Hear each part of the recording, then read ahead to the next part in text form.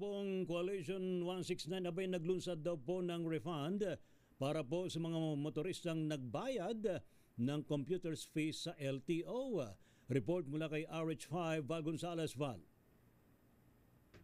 Ray, inilunsad ngayon ng Coalition 169 ang Refund 169, isang pambansang kampanya para sa pagsasailalim sa legal review at pagbabalik ng 28.56 bilyong pisong nabayaran na computer fee na siningil ng LTO sa mga motorista, suportado ng grupong PELTAP at MC Taxi Community at iba't iba pang grupo ng transport at consumer.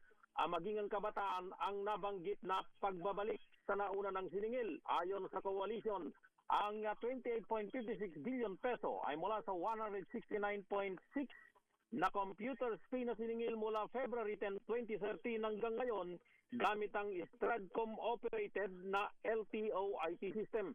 Sinabi ng tagapagsalita ng Coalition 169 na si Johnny Gomez na 3 issue sa grab complaint noong May 4 ay isinampa at nakabimbin sa Office of the Ombudsman. Hiling ng koalisyon na ibalik ang bayad, itigil agad ang koleksyon ng 169 at harangin ang remittance na nakolekta habang nililitis ang kaso. Git ng koalisyon, pasanin ng milyong Pilipino ang singil na ito, kaya't layunin ng Refund 169 na itaguyod ang pananagutan, transparency at karapatan ng publiko sa restitution.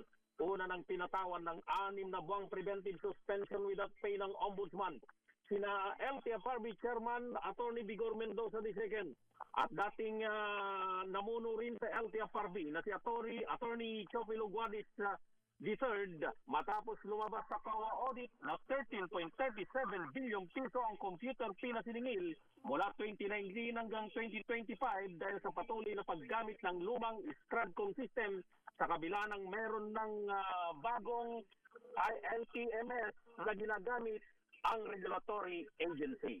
Ako si Val Gonzales, DZRH, una sa Pilipinas, una sa Pilipino.